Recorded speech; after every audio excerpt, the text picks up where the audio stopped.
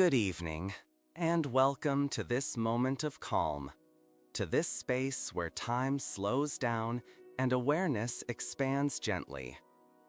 Today, you will be guided through a tranquil journey into the world of wild animals, not through the eyes of fear or survival, but through the lens of serenity, harmony, and the silent enchantment that dwells within every creature that breathes on this planet. You need do nothing other than listen, to allow the words to flow like a calm river, carrying your mind to distant landscapes, to deep forests, to golden oceans, where life pulses in a measured, gentle, eternal rhythm. Take a deep breath now. Feel the air entering your lungs, expanding your chest, bringing with it the oxygen that fuels every cell in your body. This same air that you breathe has been breathed by countless creatures before you, by ancestral elephants, by whales that have navigated the seas for millions of years, by birds that cross entire continents without ever losing their way. You are connected to them all by this shared breath, by this invisible cycle that unites all life forms in a silent and perpetual dance.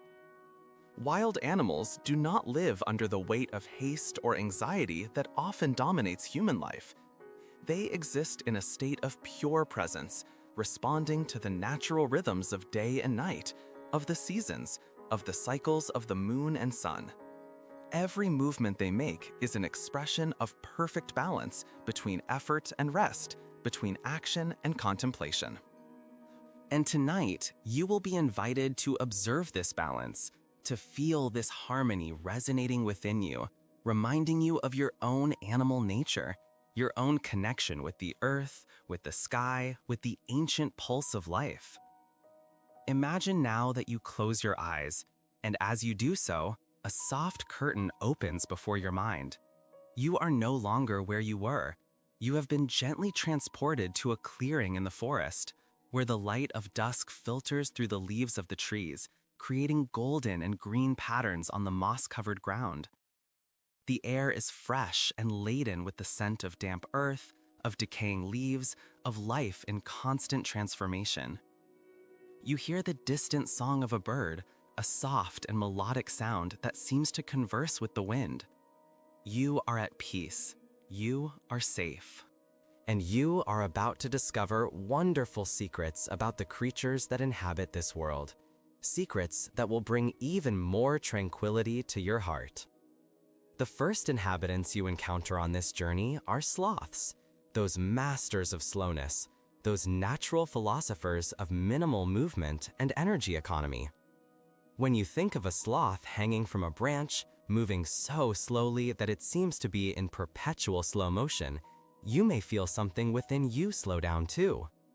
The sloth is in no hurry. It does not know the stress of the clock.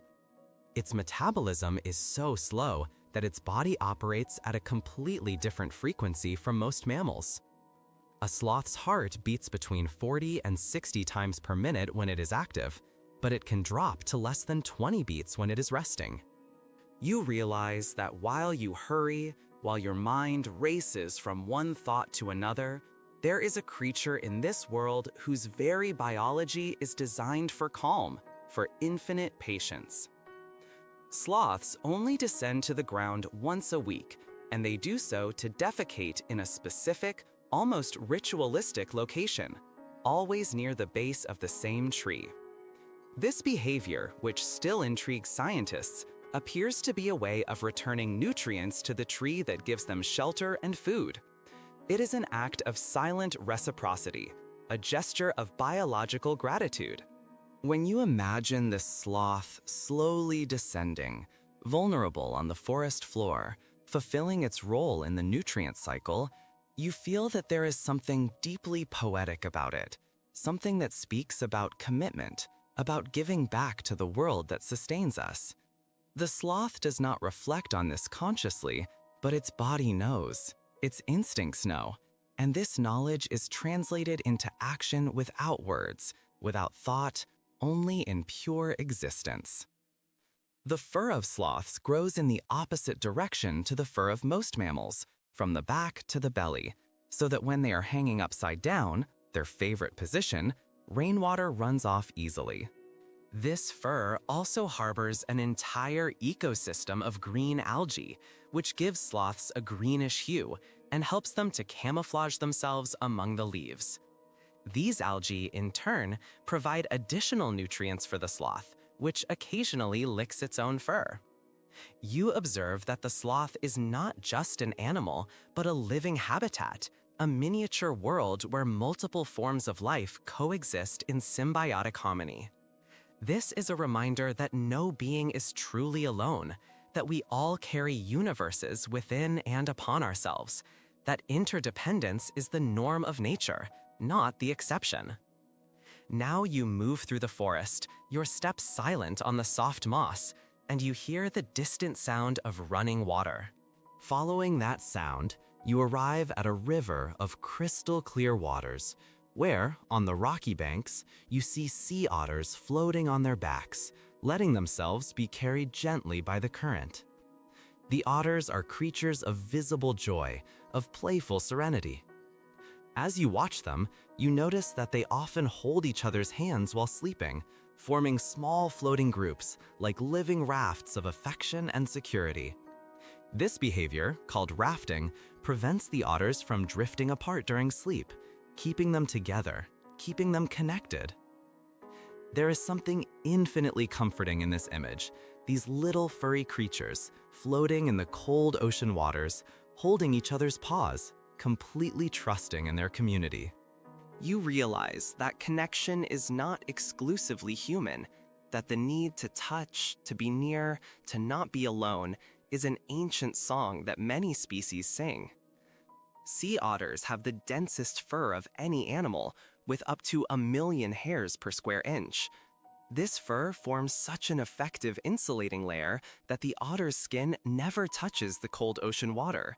You can imagine this natural protection, this layer of air trapped between the strands of fur, creating a cocoon of warmth even in the icy waters of the North Pacific. Otters spend much of their time meticulously grooming their fur, cleaning it, aerating it, ensuring it maintains its insulating properties. This care is not vanity, it's survival. But there is a grace in this ritual, an almost meditative dedication to the act of self-care. You can learn something from this, about the importance of taking care of yourself, not as a luxury, but as a fundamental necessity. Otters also use tools, small stones that they carry in skin pouches under their armpits, which they use to crack shellfish against their chests while floating on their backs. Each otter has its favorite stone, which it carefully guards, sometimes for life. There is something touching in this, in the idea that a wild creature can have a cherished object, a chosen tool, a small fragment of continuity in an ever-flowing world. You leave the otters behind and now find yourself in a different vastness, no longer the forest or the river, but the African savanna under an immense sky, where the stars begin to appear as points of cold, ancient light. The air here is different, drier, laden with the scent of golden grass and earth warmed by the sun throughout the day. And there, moving with an impossible elegance, you see giraffes, these living sculptures, these creatures that seem to have been drawn by an artist who defied the laws of proportion and balance. An adult giraffe sleeps only between 10 minutes and 2 hours a day, and often does so in short naps of just a few minutes. When it sleeps deeply, it folds its long neck over its body, resting its head near its hips, creating a circular, almost impossible shape. This fragmented sleep is an adaptation to life in an environment where predators are a constant reality. But there is a resilient beauty in it. The giraffe finds rest where it can, in small stolen moments, and those moments are enough. You reflect on this, on how rest does not need to be prolonged to be restorative, on how even brief moments of peace can renew the spirit. A giraffe's heart weighs about 11 kilograms and pumps blood with enough force to push this vital fluid up to the brain, which is more than 2 meters above the heart. A giraffe's blood pressure is approximately twice that of a human being. But when the giraffe lowers its head to drink water, a moment of vulnerability, its circulatory system has special valves and elastic vessels that prevent the blood from rushing down with excessive force, preventing damage to the brain. You realize that nature is a masterful engineer, that each anatomical challenge is solved with elegance and precision over millions of years of evolution. The giraffe does not think about these valves, does not consciously marvel at its own powerful heart, but simply lives, simply exists. And that existence is in itself a miracle of adaptation and balance. Giraffes communicate at infrasonic frequencies, below the range of human hearing. For a long time, they were thought to be silent animals, but recent studies have revealed that they constantly converse in low tones that travel long distances across the savanna. You are surrounded by conversations you cannot hear, by layers of invisible communication that connect these majestic creatures across the landscape. It's a reminder that there's far more happening in the world than your senses can grasp, that the universe is richer, more complex, more filled with connections than you'll ever fully realize. And there's peace in accepting that, in knowing that you don't need to understand everything to appreciate the beauty of the whole. The night advances, and you now find yourself in deeper waters, floating gently on the surface of a tropical ocean where the full moon casts a silvery path upon the waves. Beneath you, in the azure depths, swim humpback whales, those singers of the seas, those travelers of incomprehensible distances. The song of the humpback whales is one of the most complex pieces of music in the animal kingdom, a composition that can last up to 20 minutes and be repeated for hours. Each population of humpbacks has its own dialect, its own repertoire of phrases and themes, and these songs change gradually over the years, evolving like a cultural tradition passed down from generation to generation. Only the males sing, and they do so mainly during the mating season. But the exact function of these songs is still partially mysterious. They may be displays for the females, territorial markers for other males, or simply expressions of something that is beyond our ability to name. Art for art's sake, beauty for beauty's sake. You imagine being suspended in the azure depths, surrounded by these ancient and melancholic voices, by these melodies that travel hundreds of miles through the water, connecting whales that will never see each other. There's a sublime loneliness in that, but also a deep connection. These massive creatures, swimming alone through the oceanic vastness, still sing, still communicate, still assert their presence in the world. A humpback whale can hold its breath for up to 45 minutes, diving to depths of more than 600 feet. When it emerges, its spout, the explosive exhalation that expels air and water vapor, can reach more than 10 feet in height. You think about this breath, about how each time a whale emerges, it is making a conscious choice to return to the air, to renew its connection with the atmosphere that you also breathe. You share this sky, this thin layer of gases that envelops the planet, although the whale spends most of its time in the opposite element, in the liquid depths where the pressure would crush a human body in seconds.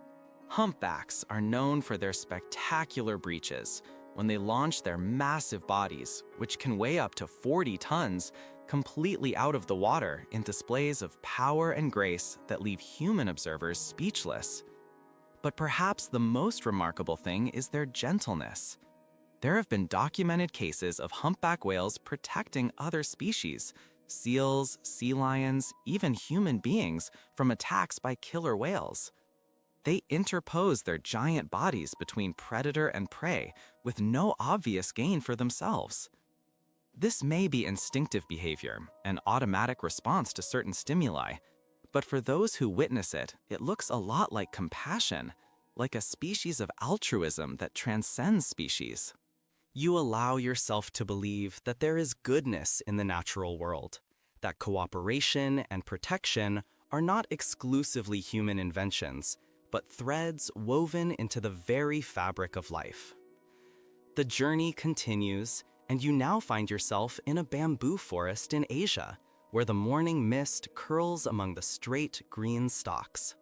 Sitting quietly, munching with methodical dedication, is a giant panda, this creature that seems to have been designed to awaken tenderness in any being that observes it. Pandas spend between 12 and 16 hours a day eating, consuming up to 80 pounds of bamboo daily. This slow and steady rhythm of feeding is almost meditative, picking up a stalk, carefully peeling it, thoughtfully chewing, repeating. There is no rush, no anxiety, only the continuous present of the act of nourishing oneself. Bamboo is nutritionally poor, which is why pandas need to eat so much, and their bodies are not particularly well adapted to digest it. They have the digestive system of carnivores, inherited from ancestors who ate meat. But pandas have made an evolutionary choice, or perhaps the choice was made for them by circumstances, and now they live this paradoxical life of carnivores who have chosen vegetarianism. There is a lesson here about adaptability, about making the best with what is available, about finding contentment in a path that was not originally planned. Pandas have a sixth digit, an extension of the wrist bone, covered in skin and padded, which functions as an opposable thumb and allows them to hold bamboo stalks with surprising dexterity. You observe this adaptation, this elegant solution to a specific problem, and marvel at the creativity of evolution, at the way life always finds a way. It always creates tools from the available raw materials. Pandas are also excellent climbers, despite their chubby appearance, and panda cubs often play in trees, rolling, falling, learning the limits of their bodies in a three-dimensional environment of branches and leaves. When they are born, panda cubs are incredibly small, weighing only about 100 grams, the size of a stick of butter. They are blind, hairless, completely dependent. The mother panda, who can weigh up to 250 pounds, holds this tiny living being with extreme care, warming it against her body, nursing it every few hours. It's an impressive transformation from that vulnerable beginning to the robust adult, and all this growth is fueled by bamboo, by sunlight captured by green leaves and converted into cellulose. You feel gratitude for life's patience, for the way it works slowly, unhurriedly, building complexity from simplicity. The scene changes again, and you are now in a temperate forest where autumn has begun to tinge the leaves with gold and red. The air is crisp and laden with the scent of dry leaves and rich earth. You hear a sound that is both familiar and strange, the drawn-out howl of a wolf, not close, but distant enough to be just an echo among the trees. Wolves are creatures often misunderstood, portrayed as symbols of danger and ferocity, but the reality of their lives is much more complex, much more full of social connection and loyalty. A wolf pack is a family unit, usually composed of a breeding pair and their offspring from various generations. The popular idea of a dominant alpha wolf who conquers their position through aggression is largely a myth, based on observations of captive wolves forced to live with strangers. In the wild, the pack structure is more like a human family, where the parents naturally lead and the younger offspring follow and learn. There is order, but it is an order based on bonds of affection and respect, not on tyranny. You realize that even among predators, cooperation and mutual care are fundamental to survival. Wolves communicate through a complex body language, facial expressions, vocalizations, and scent markers. The howl has multiple functions: gathering the pack before and after hunts, communicating with other packs about territorial boundaries, or simply maintaining contact when members are separated. Some researchers believe that wolves howl also for the social pleasure of doing it together, an act of bonding that reinforces group ties. When you imagine a pack howling in chorus under the stars, voices intertwining in instinctive harmony, you feel that there is something deeply primal and moving in it, a ritual that speaks of belonging, of shared identity. Wolves can travel over 25 miles in a single day, traversing their vast territories in search of food. Their paws are large and act as natural snowshoes, distributing their weight and allowing them to cross deep snow with relative ease. Each step is efficient, calculated by natural selection over countless generations. You admire this efficiency, this absence of wasted movement, and you wonder what it would be like to apply this economy of energy to your own life. Eliminate unnecessary effort, move through the world with clear and simple purpose. Wolves play a crucial role in ecosystems as apex predators, keeping herbivore populations in check and allowing vegetation to regenerate. When wolves were reintroduced to Yellowstone National Park in 1995, after decades of absence, the entire ecosystem began to transform. Trees grew back along the rivers because elk, now avoiding areas where they could be easily cornered, stopped overgrazing. The return of trees stabilized the riverbanks, reduced erosion, created habitat for birds and beavers. Beavers built dams, which created ponds for fish, amphibians, and other aquatic animals. Even the physical course of the rivers changed because the stable banks reduced erosion. Wolves, simply by existing and hunting, redesigned the entire landscape. You contemplate this interconnectedness, this cascade of consequences that flow from a single presence, and you understand that everything is linked, that removing or adding a single thread can alter the entire fabric of life. You move now to a place of extreme heat, where the sun beats relentlessly on sand dunes that stretch as far as the eye can see. This is the Sahara Desert, and even here, in this place that seems hostile to life, extraordinary creatures thrive. Among them is the fennec fox, the smallest of all foxes, with its disproportionately large ears and huge dark eyes. The fennec fox is nocturnal, spending the day hidden in underground burrows where the temperature can be 30 degrees lower than on the surface. At night, when the desert cools and the stars appear in an impossible profusion, the fennec fox emerges to hunt. The fennec fox's giant ears aren't just for hearing, although they do amplify the subtlest sounds, allowing it to hear insects and small rodents moving under the sand, but also function as biological radiators, dissipating excess body heat through the dense network of blood vessels that run close to the surface of the skin of the ears. You observe this dual function, this elegance of design where one feature serves multiple purposes, and once again marvel at the economy and efficiency of nature. The fennec fox doesn't need to drink water. It gets all the hydration it needs from its food, an essential adaptation in an environment where water is scarce and precious. Fennec foxes are social creatures, living in family groups of up to 10 individuals who share elaborate burrow systems. Inside these burrows, the temperature remains relatively stable, creating a refuge from the extreme heat of the day and the surprising cold of the desert nights. You imagine these small, furry beings nestled together in the cool depths of the sand, their breaths synchronized, their bodies relaxed, waiting for the sun to set so they can emerge again. There's safety in this subterranean community, in this choice to face the challenges together rather than alone.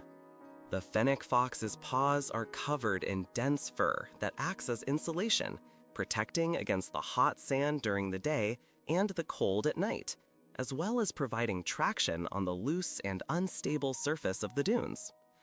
Each adaptation of this little fox is a response to the specific challenges of its environment, a solution tested by thousands of generations. The fennec fox doesn't see its world as hostile. It's simply its world, the only one it knows, and it's perfectly equipped to thrive in it.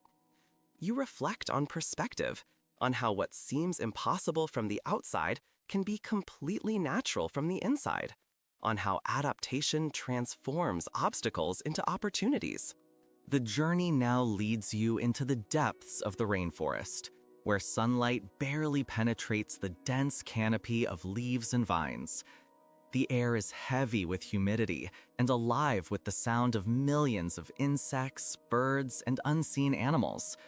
And there, hanging from a high branch, is an orangutan, its long arms extended with ease among the branches, its face thoughtful as it observes something distant. Orangutans are the largest arboreal animals in the world, spending almost their entire lives in the treetops, rarely descending to the forest floor. These primates are solitary by nature, especially the adult males, who spend most of their time alone, traveling through the forest in search of ripe fruit. But this solitude isn't abandonment. The females maintain strong bonds with their offspring for many years, teaching them complex skills such as which fruits to eat, how to build nests, how to use tools to extract insects or crack hard fruits. This learning is slow and deliberate, transmitted through observation and imitation, and represents one of the most complex forms of cultural transmission in the animal kingdom, outside of humans. Each night, orangutans build new nests to sleep in, elaborate platforms of branches and leaves interwoven with surprising skill, sometimes with pillows of soft leaves for the head and blankets to protect against the rain. This nest-building ritual is not only practical, but almost artistic, each individual developing their own style and preferences.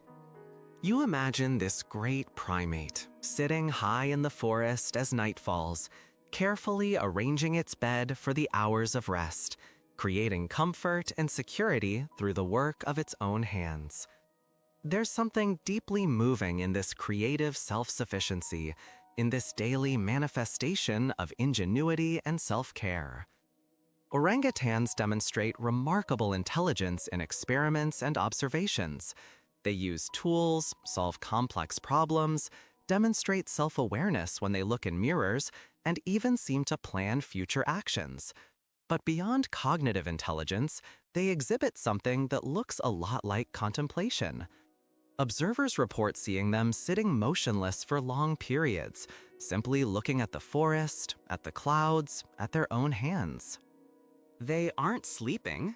They aren't alert to dangers. They just are. You identify with this, with these moments of stillness with no apparent purpose, where the mind isn't solving problems or pursuing goals, but simply existing in the present moment. The orangutan population has declined drastically due to deforestation, habitat destruction, and other human factors. But there are intense conservation efforts, and every orangutan born safely is celebrated as a victory. These efforts remind us that humans can be both destructive and protective, that there are choices to be made, and that compassion can be extended across species boundaries. You feel gratitude for those who dedicate their lives to protecting these remarkable creatures, ensuring they continue swinging through the trees of the rainforests for generations to come.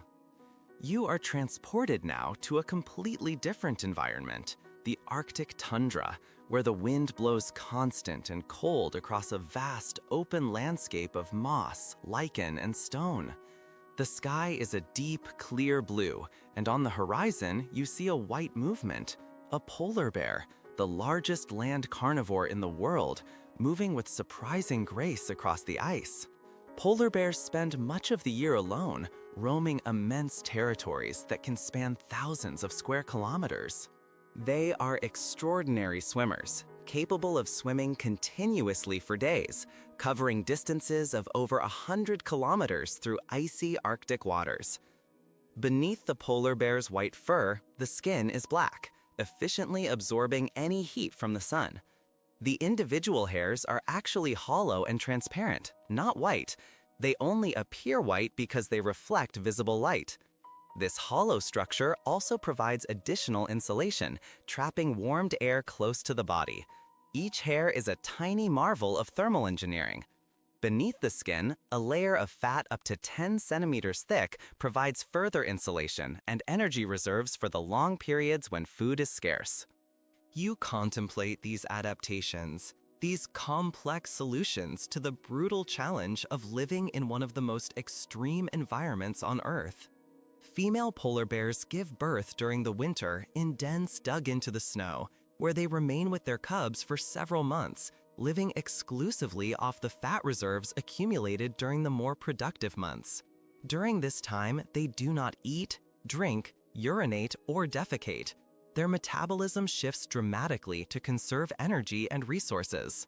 When they finally emerge in the spring, the mother may have lost half of her body weight, but her cubs, usually two, are grown, strong, and ready to begin learning the skills needed to survive in the Arctic. This silent sacrifice, this absolute dedication to the next generation, is observed by you with respect and reverence. Polar bears hunt mainly seals, waiting patiently beside breathing holes in the ice for hours, sometimes days, until a seal emerges. When one appears, the bear strikes with explosive speed, using its powerful paws to pull the seal out of the hole.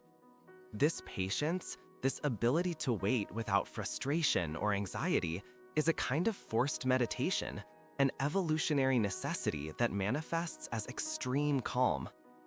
You recognize that patience is not passivity, it is active preparation, it is focused presence, it is confidence that the right moment will come if you just wait and watch. The polar bear's environment is changing rapidly, with sea ice diminishing each year, forcing these animals to travel greater distances and adapt their behaviors. But they continue, persisting, adjusting as their ancestors have done for thousands of years. There is an admirable resilience in this, a silent refusal to give up, and you allow yourself to be inspired by this tenacity, by this persistence in the face of adversity. Life always finds a way, always adapts, always continues to flow like water around obstacles. You close your eyes for a moment, and when you open them again, you are in a place where the land meets the sea, a rocky beach where waves break gently against algae-covered stones. It is here that you find the seals, those creatures that spend their lives between two worlds, equally at home in the water and on land. Seals are mammals, like you, breathing air through lungs, but they have evolved to thrive in an element that would be fatal to most land animals. When a seal dives, its heart slows dramatically, from over 100 beats per minute to just 10 or 15, conserving precious oxygen and allowing for dives that can last over an hour. During these deep dives, blood is redirected from the less essential organs to the brain and heart, keeping these vital structures functioning while other parts of the body enter a state of suspended animation. It is a profound physiological transformation that happens automatically, without conscious thought, regulated by ancestral reflexes. You marvel at the wisdom of the body, at all the complex processes that happen below the threshold of consciousness, keeping you alive, keeping all creatures alive, orchestrating billions of chemical reactions per second without ever requiring deliberate attention. Seals communicate through an astonishing array of vocalizations, clicks, whistles, grunts, and even complex songs. Each species has its own repertoire, and within each species, individuals have unique calls that allow mothers and pups to recognize each other in noisy colonies of thousands of animals. You imagine a mother seal returning from the sea after hours of hunting, calling out among hundreds of other seals, and her pup responding with its unique call, and the two finding each other through the chaos, guided only by sound, by memory, by the unbreakable bond between parent and offspring. On beaches, seals are often seen lying in groups, their blubbery bodies relaxed on the rocks, basking in the sun. They appear completely at peace, unhurried, with no apparent worry. This ability to deeply rest, to completely surrender to the moment of repose, is something you admire. Seals alternate between periods of intense activity, hunting, swimming, diving, and periods of absolute rest. There's no guilt associated with resting, no feeling that they should be doing something more productive. This ability to deeply rest, to completely surrender to the moment of repose, is something you admire. Seals alternate between periods of intense activity, hunting, swimming, diving, and periods of absolute rest. There's no guilt associated with resting, no feeling that they should be doing something more productive.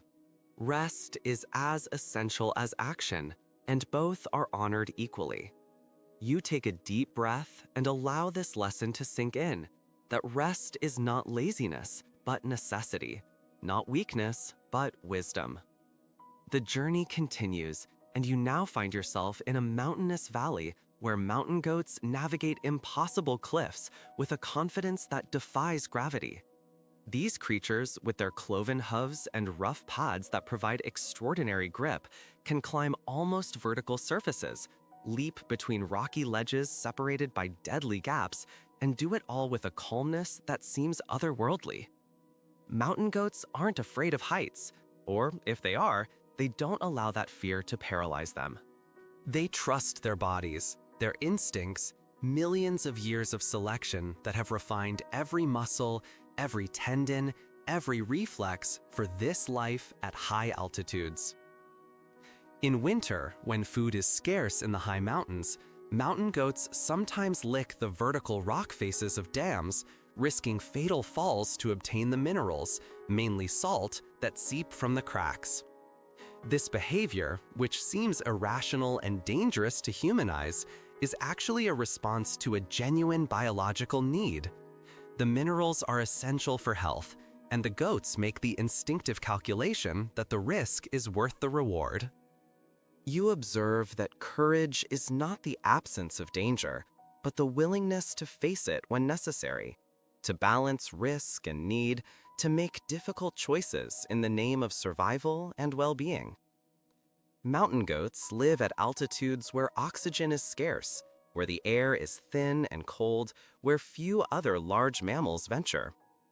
This choice of habitat reduces competition and predation, but requires special adaptations.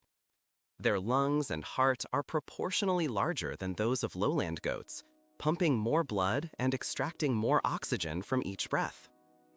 You think about strategic choices, about how sometimes the best response to competition is not to fight harder, but to change arenas entirely, to find a niche where your strengths are perfectly suited and your weaknesses are irrelevant. Now you descend from the mountains and enter a rainforest, where rain falls constantly, creating a symphony of sounds, drops pattering on leaves, water rushing down trunks, the distant roar of a waterfall. Here live hummingbirds, those flying jewels, those creatures that seem to defy the laws of physics with every beat of their wings. A hummingbird can beat its wings up to 80 times per second, creating the characteristic hum that gives some species their name.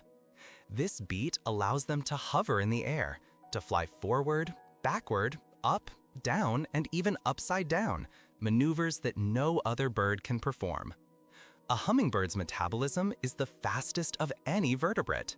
Its heart beats more than 1,000 times per minute during flight, and they must eat constantly, visiting hundreds of flowers per day, consuming up to twice their body weight in nectar. At night, when they cannot feed, they enter a state of torpor, a kind of temporary hibernation where their body temperature drops dramatically and their metabolism slows down, conserving energy until dawn. You contemplate this life lived on the edge, this high-energy existence that requires a constant balance between consumption and expenditure, between activity and recovery. Hummingbirds have remarkable spatial memories, remembering not only which flowers they have visited, but when they visited them, to avoid returning to flowers that have not yet replenished. They sipped their nectar. They can calculate efficient foraging routes. optimizing their journeys through the forest to maximize energy reward. Despite their minuscule size, some weighing less than a tenth of an ounce, they demonstrate intelligence and planning ability that rival much larger animals. You are reminded that size doesn't determine capacity, that greatness comes in many forms, that even the smallest creatures can contain universes of complexity. Hummingbird feathers are structurally colored, not pigmented. The color comes from the way light interacts with microscopic structures in the feathers, creating brilliant iridescence that changes depending on the angle of view. A hummingbird in the sun can gleam like an emerald, then shift to ruby, then to gold as it moves. You observe this spectacle of light and are reminded that beauty often arises not from substance, but from structure, not from what something is made of, but from how it is arranged. There is a philosophical lesson here about form and function, about how patterns and arrangements can create emergent properties that transcend their individual components. You move now into the depths of the night, where stars shine with impossible clarity above a silent meadow. It is here that you encounter owls, those nocturnal hunters, those masters of silent flight. Owl feathers have fringed edges and soft surfaces that break up air turbulence, allowing them to fly almost soundlessly. An owl can pass within inches of you and you would hear nothing, only feel the sudden displacement of air. This silence isn't just useful for avoiding alerting prey. Researchers believe it also allows owls to better hear the subtle sounds of small animals moving through the vegetation. Owls cannot move their eyes within their sockets. Their eyes are tubular, not spherical, and fixed in place. To compensate, they can rotate their heads up to 270 degrees in either direction and do so with astonishing speed. Special structures in their blood vessels prevent blood flow to the brain from being interrupted during these extreme rotations. Once again, you witness the elegance of evolutionary solutions, the way each challenge is answered with anatomical and physiological innovation. Many cultures around the world associate owls with wisdom, and while this is largely symbolic, there is something about the presence of an owl, its large, piercing eyes, its watchful stillness, its infinite patience, that seems to radiate a kind of ancestral knowledge.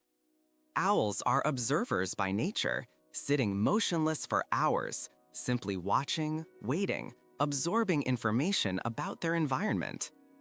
You can learn from this patient observation, from this willingness to simply be present and attentive without immediate need to act. Owls regurgitate pellets, compacted masses of fur, bones, and other indigestible parts of their prey. Scientists study these pellets to understand the populations of small mammals in an area, creating ecological snapshots from these waste products. Even what is discarded has value, contains information, contributes to the greater understanding of the system. You reflect on how nothing in nature is truly wasted, how everything is incorporated back into the cycle, how end and beginning are always intertwined. You are taken now to warmer waters, to coral reefs, where sunlight penetrates in golden shafts through the crystal blue water. Here you encounter sea turtles, those ancient travelers of the oceans, those navigators who cross entire ocean basins with mysterious precision. Some species of sea turtles migrate thousands of miles between their feeding grounds and their nesting beaches, returning to the same beach where they were born decades before. How they navigate with such accuracy across oceans without landmarks is still partly mysterious. But it is believed they use a combination of the Earth's magnetic field, the position of the sun, ocean currents, and perhaps even chemical signals in the water. Sea turtles can live for over 80 years, witnessing generations of changes in the ocean, traveling routes that their ancestors navigated for millions of years. They move with liquid grace through the water, their flippers beating in a slow, powerful rhythm, their streamlined bodies gliding with minimal resistance. There is no rush in their movements, only constant and inevitable progress. You admire this consistency, this ability to keep moving forward without need for dramatic speed, trusting that the destination will be reached in due time. When a female sea turtle is ready to lay her eggs, she emerges from the ocean at night, hauls her heavy body across the beach until she is beyond the high tide line, and then digs a deep hole. Cheilado com suas nadadeiras traseiras.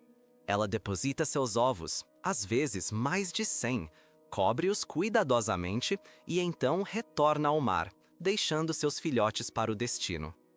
Semanas depois, quando os ovos eclodem, as pequenas tartarugas emergem juntas e fazem uma corrida frenética para a água, guiadas pelo reflexo da lua no oceano.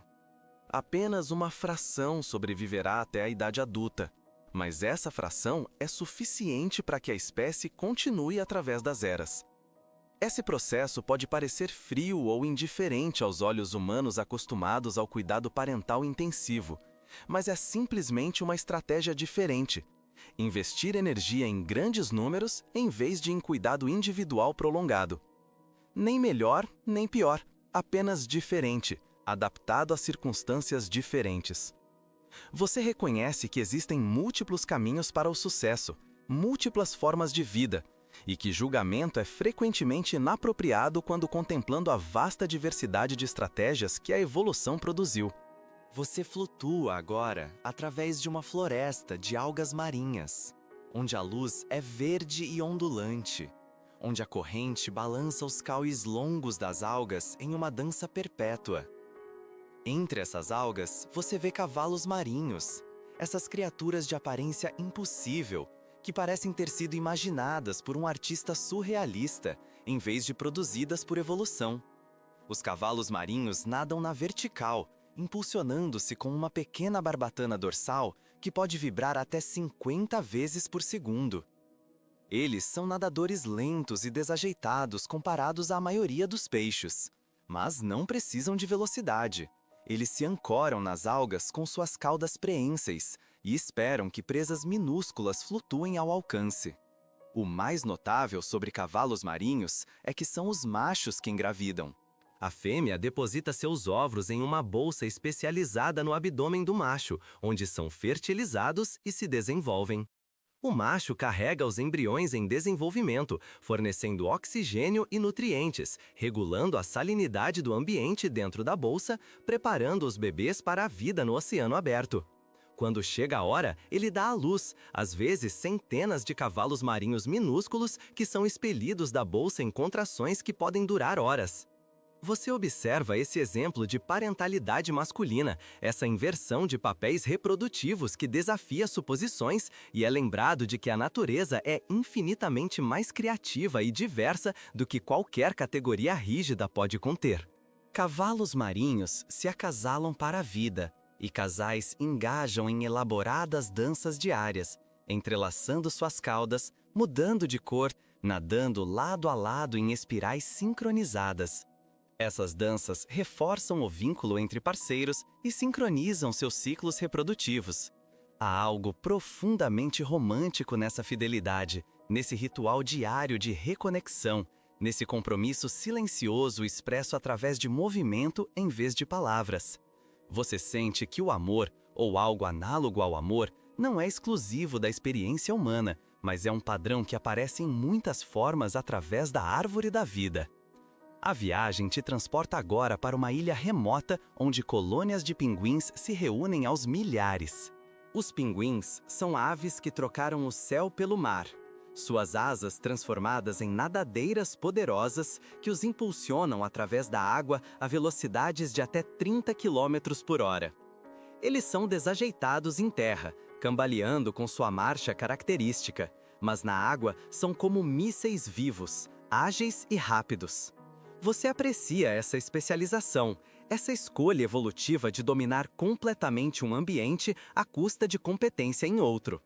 Não se pode ser excepcional em tudo, E reconhecer onde suas forças verdadeiramente residem é uma forma de sabedoria.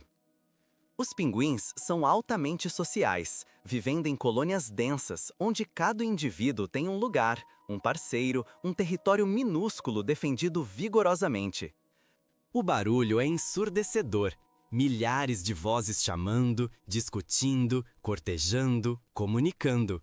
Mas dentro desse caos, cada pinguim pode reconhecer o chamado único de seu parceiro ou filhote. Quando um pinguim retorna do mar após dias de pesca, ele chama alto enquanto se move através da colônia, e em algum lugar naquela multidão, seu parceiro ouve e responde. E os dois se encontram através de centenas de aves idênticas, guiados por som e reconhecimento. Os pinguins imperadores, os maiores de todos os pinguins, reproduzem-se durante o inverno antártico, o ambiente mais severo da Terra. Após a fêmea botar um único ovo, ela o transfere cuidadosamente para o macho e então viaja de volta ao mar para se alimentar, uma jornada que pode ser de mais de 100 quilômetros através do gelo. O macho equilibra o ovo em suas patas, cobrindo-o com uma dobra de pele emplumada, chamada bolsa incubadora, e permanece imóvel por até 64 dias, sem comer, suportando temperaturas de até menos 50 graus Celsius e ventos de até 200 km por hora. Para sobreviver, os machos se aglomeram em formações densas, girando lentamente para que cada... Only a fraction will survive to adulthood, but that fraction is enough for the species to continue through the ages. This process may seem cold or indifferent to human eyes accustomed to intensive parental care, but it is simply a different strategy, investing energy in large numbers rather than in prolonged individual care. Neither better nor worse, just different, adapted to different circumstances. You recognize that there are multiple paths to success, multiple forms of life, and that judgment is often inappropriate when contemplating the vast diversity of strategies that evolution has produced. You now float through a kelp forest, where the light is green and undulating, where the current sways the long stalks of kelp in a perpetual dance. Among these algae, you see seahorses, these creatures of impossible appearance, which seem to have been imagined by a surrealist artist rather than produced by evolution. Seahorses swim upright, propelling themselves with a small dorsal fin that can vibrate up to 50 times per second. They are slow and clumsy swimmers compared to most fish, but they don't need speed. They anchor themselves to the algae with their prehensile tails and wait for tiny prey to float within reach. The most remarkable thing about seahorses is that it is the males who become pregnant. The female deposits her eggs in a specialized pouch on the male's abdomen, where they are fertilized and develop. The male carries the developing embryos, providing oxygen and nutrients, regulating the salinity of the environment within the pouch, preparing the babies for life in the open ocean. When the time comes, he gives birth, sometimes to hundreds of tiny seahorses that are expelled from the pouch in contractions that can last for hours. You observe this example of male parenting, this reversal of reproductive roles that defies assumptions, and are reminded that nature is infinitely more creative and diverse than any rigid category can contain. Seahorses mate for life, and couples engage in elaborate daily dances, intertwining their tails, changing color, swimming side by side in synchronized spirals. These dances reinforce the bond between partners and synchronize their reproductive cycles. There is something deeply romantic about this fidelity, this daily ritual of reconnection, this silent commitment expressed through movement rather than words. You feel that love, or something analogous to love, is not exclusive to the human experience, but is a pattern that appears in many forms throughout the tree of life. The journey now transports you to a remote island where penguin colonies gather in the thousands. Penguins are birds that have traded the sky for the sea, their wings transformed into powerful flippers that propel them through the water at speeds of up to 30 kilometers per hour. They are clumsy on land, waddling with their characteristic gait, but in the water, they are like living missiles, agile and fast. You appreciate this specialization, this evolutionary choice to completely dominate one environment at the expense of competence in another. One cannot be exceptional at everything, and recognizing where your strengths truly lie is a form of wisdom. Penguins are highly social, living in dense colonies where each individual has a place, a partner, a tiny territory defended vigorously. The noise is deafening, thousands of voices calling, arguing, courting, communicating. But within this chaos, each penguin can recognize the unique call of its partner or chick. When a penguin returns from the sea after days of fishing, it calls out loudly as it moves through the colony.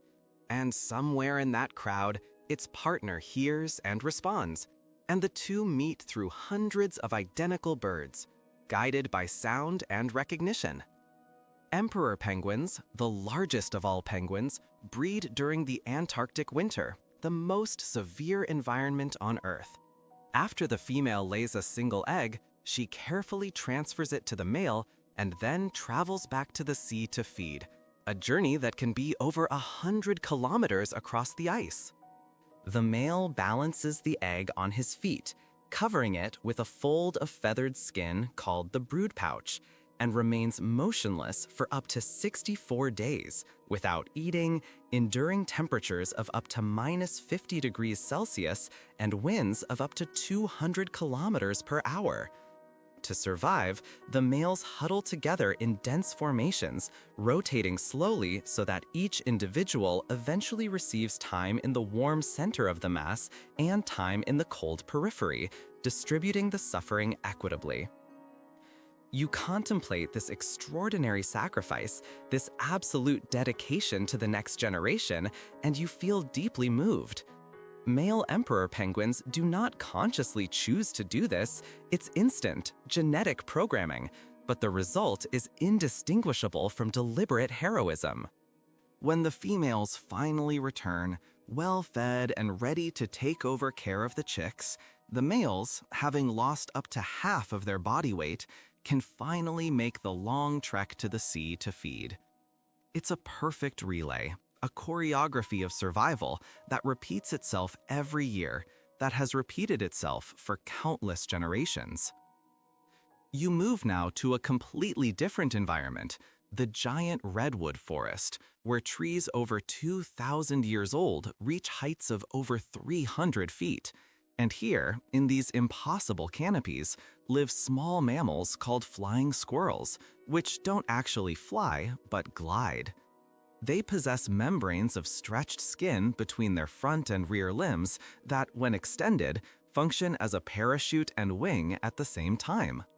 A flying squirrel can glide for more than 50 yards, controlling its direction and speed by adjusting the tension in the membranes and the position of its flattened tail that acts as a rudder. Flying squirrels are nocturnal, with enormous eyes adapted to see in the dark. During the day, they rest in tree cavities, often in groups, sharing body heat. At night, they emerge to forage, moving from tree to tree through the air instead of across the dangerous ground, avoiding terrestrial predators. You observe this solution to the problem of forest locomotion, not laboriously climbing, but flying through empty space, transforming emptiness into opportunity, using gravity as an ally instead of an enemy. These little squirrels eat mostly nuts, seeds, and fungi, and they play an important role in dispersing spores of mycorrhizal fungi, which form symbiotic relationships with tree roots, helping them absorb nutrients and water.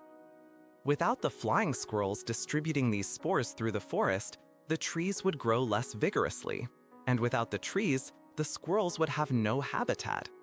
It's yet another demonstration of interdependence, another tapestry of connections, where each thread supports others, where removing any element weakens the entire fabric. You are starting to see this pattern everywhere. Nothing exists in isolation, everything is in relationship. The journey continues, and you find yourself now in a deep cave where the darkness is absolute and perpetual. Here live extraordinary creatures that never see sunlight, that have evolved for millions of years in the total absence of light. Some are blind, without functional eyes, saving the energy that would be spent maintaining useless visual organs. Others have developed other senses to extreme levels: incredibly sensitive touch, ability to detect minute vibrations in the water, refined chemosensors that perceive individual molecules floating in the dark. Among these creatures are bats, although most species of bats do not live in total darkness, but use caves as daytime shelters.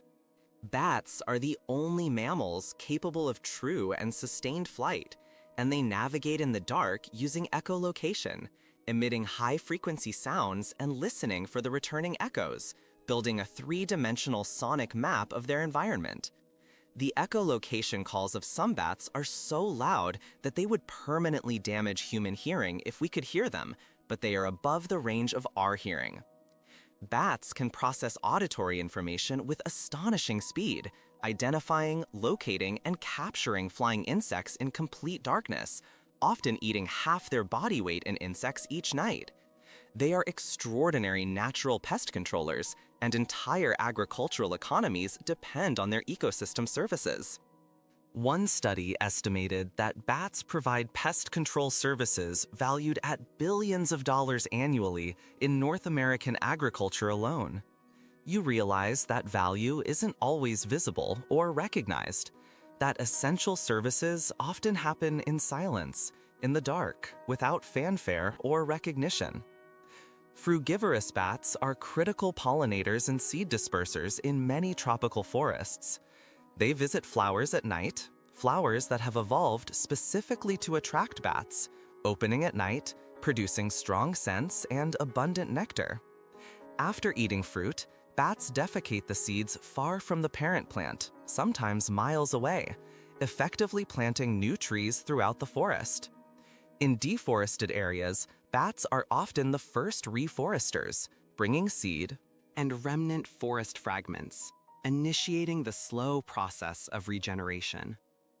You see resilience in this, nature's ability to heal if given the slightest opportunity, the persistence of life even in the face of massive destruction. You emerge from the cave and are now in a golden prairie beneath a vast sky where white clouds drift slowly. Here you observe elephants, these living mountains, these creatures of monumental presence and surprising gentleness.